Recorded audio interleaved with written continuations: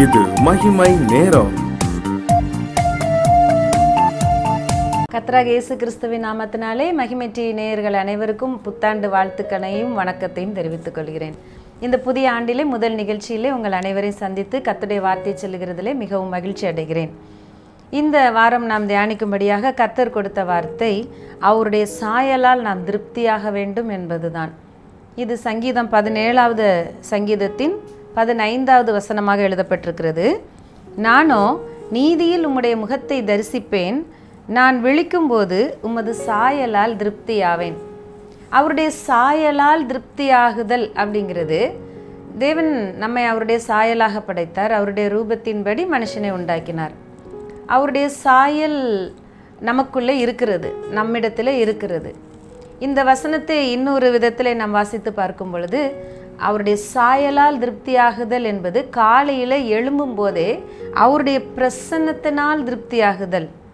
அவருடைய வடிவத்திலே, அவருடைய அமைப்பிலே, அவருடைய பிரசன்னத்திலே நாமும் இணைந்து கொண்டவர்களாக ஒரு திருப்தியோடு ஒரு நாளை தொடங்குவது.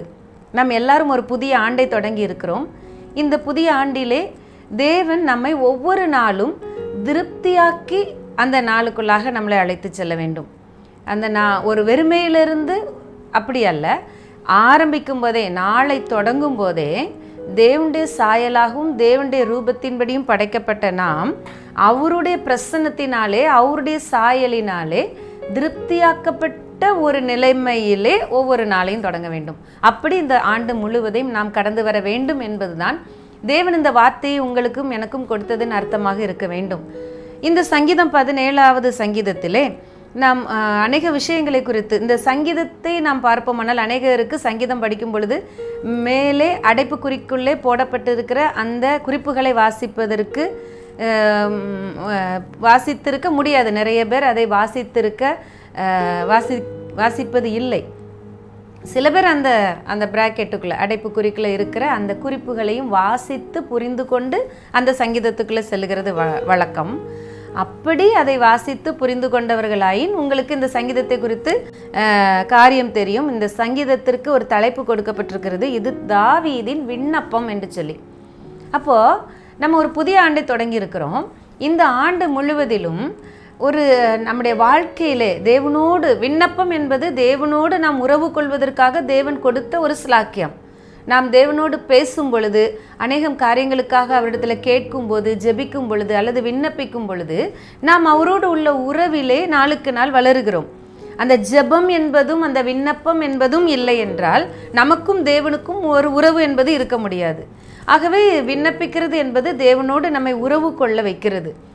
அப்போ இந்த சங்கீதம் தாவீதின் விண்ணப்பம் என்று எழுதப்பட்டிருக்கிறதுனாலே இந்த சங்கீதம் முழுவதிலுமே அநேக விஷயங்கள், தாவீது தேவனிடத்தில் விண்ணப்பித்த காரியங்களை எல்லாம் நாம் தியானிக்கலாம். இந்த சங்கீதத்தை அல்லது இந்த ஆண்டை ரெண்டையும் அப்படியே ஒப்பிட்டு, இந்த ஆண்டு ஒவ்வொரு நாளும் நாம் பிரசன்னத்தோடு, தேவனுடைய பிரசன்னத்தோடு தொடங்க வேண்டும், தேவ சாயலோடு இணைந்திருக்க வேண்டும் அப்படிங்கிற வெளிப்பாட்டோடு தாவீது எதற்கெல்லாம் விண்ணப்பம் பண்ணினார் அப்படிங்கிறதையும் நாம் இந்த ஆண்டில் சிந்திக்கலாம். இந்த முதல் வாரத்தில் 17வது சங்கீதத்தின் 8வது வசனம் இப்படி சொல்கிறது, கண்மணியை போல என்னை காத்தருளும். எவ்வளோ அருமையான ஒரு வார்த்தை, ஒரு எளிமையான ஜெபம். இதை அநேகர் நம்முடைய பிள்ளைகளுக்கு ஜெபமாக நாம் சொல்லி கொடுத்துருப்போம். ஒவ்வொரு நாளும் காலையில் எழும்பும்போது, குழந்தையே, மகனே, மகளே, கண்மணியை போல என்னை காத்தருளும் நீ ஆண்டுட்டு சொல்லிட்டு அந்த நாளுக்குள்ளே போனோம்ப்பா, கர்த்தர் தான் நம்மை காக்கணும் அப்படின்னு சொல்லி நம்ம பிள்ளைகளுக்கு சொல்லி கொடுத்து வளர்ப்பது நம்முடைய வழக்கம்.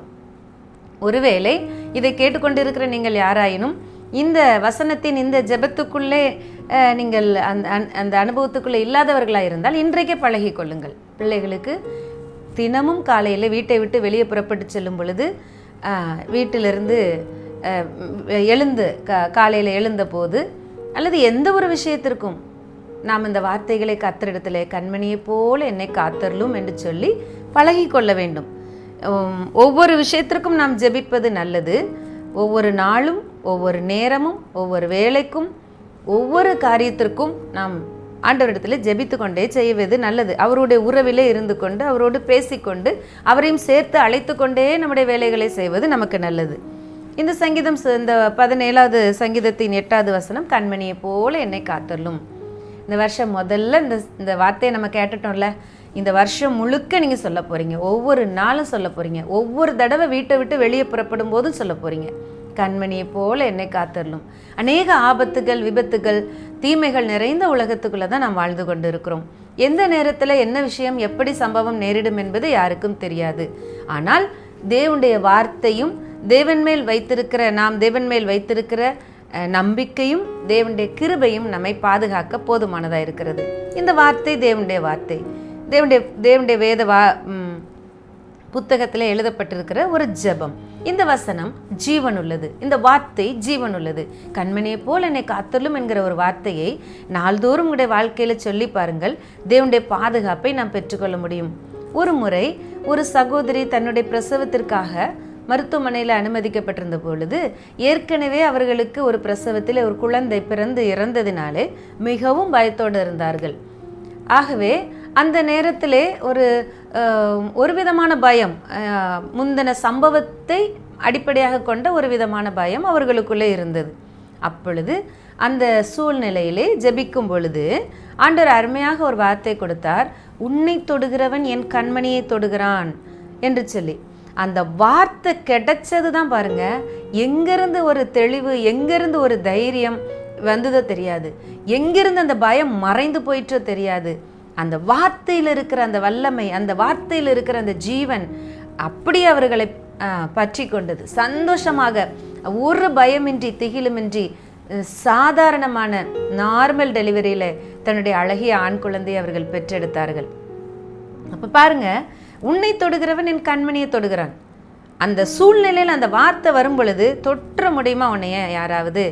அவன் ஏன் கண்மணி எல்லாம் தொடுறான் அப்படி சொல்லும்போது, கண்மணி என்பது கண்ணை அவ்வளவாய் பாதுகாக்கிற அந்த அந்த அந்த ஒப்புமை, தேவனுடைய கண்களுக்கு நம்மை ஒப்பிட்டு அவருடைய கண்மணியை யாராவது தொட முடியுமா? நம்முடைய கண்மணியே தொட முடியாது. அப்படி இருக்கும் பொழுது தேவன் அப்பேற்பட்ட பாதுகாப்பை கொடுக்கிறார். அதனால தான் தாவீது தன்னுடைய அனுபவித்து எழுதியிருக்கிறார், கண்மணியை போல என்னை காத்தருளும் என்று சொல்லி. ஒவ்வொரு சூழ்நிலையிலும் நீங்கள் இதை சொல்லி பாருங்க, ஒவ்வொரு ஆபத்தான கட்டத்திலும் கண்மணியை போல காக்கிற தேவனே நீர் என்னோடு இருக்கிறீர் என்று சொல்லுங்க. விண்ணப்பத்தை தாவீது இதை விண்ணப்பமாக ஏறெடுத்திருந்தாலும் இந்த விண்ணப்பங்கள் எல்லாம் இயேசு கிறிஸ்துடைய சிலுவை மரணத்தினை நிறைவேற்றப்பட்டு இவைகளெல்லாம் கிறிஸ்து இயேசுவுக்குள் நமக்கு ஆம் என்றும் ஆமேன் என்றும் இருக்கிறது. கண்மணியை போல் நம்மை காக்கிற தேவன் நமக்கு உண்டு என்றால் அந்த வார்த்தையை அப்படியே நம்பி ஏற்றுக்கொள்ள வேண்டியதுதான். கர்த்தர் நம்மை கண்மணி போல் காக்கிறவர். இந்த தியானத்தோடு நாம் இன்றைக்கு ஜெபிக்கலாம். இந்த நாளில் மட்டுமல்ல, இந்த வருடம் முழுவதும் இந்த வார்த்தையை நாம் சொல்ல போகிறோம். கண்மணியை போல் காக்கிற தேவனை நாம் பற்றி கொள்கிறோம். கண்மணி போல் தேவன் நம்மை காக்கப் போகிறார். நாம் ஜெபிக்கலாம். அன்பின் பரலோக தகப்பனே, இந்த நல்ல காலை நேரத்திற்காக நன்றியோடு உம்மை துதிக்கிறோம், உம்மை ஸ்தோத்தரிக்கிறோம் அப்பா. ஆண்டவரே, இந்த செய்தியை நீர் எங்களுக்கு கொடுத்ததற்காக ஸ்தோத்திரம். இந்த தாவீதின் விண்ணப்பத்திலே கண்மணியை போல என்னை காத்தருளும் என்று அவர் சொல்லி விண்ணப்பித்தபடியே அவருடைய வாழ்நாளெல்லாம் எத்தனையோ யுத்தங்கள் வந்த போதிலும் நீர் அவரை பாதுகாக்கிறவராய் இருந்தீர். அவரை குறித்து நீர் வைத்திருந்த நோக்கத்தை நீர் நிறைவேற்றினீர். ராஜாங்கத்திலும் அவரை பலப்படுத்தினீர். அவருடைய சந்ததியை நீர் வாழ வைத்தீர். அவருடைய சந்ததியிலே இயேசு கிறிஸ்து வந்து பிறக்க செய்தீர். எப்பேற்பட்ட பாக்கியத்திற்குரிய ஆண்டவரே, இந்த வார்த்தைகளுக்காக உமக்கு நன்றி.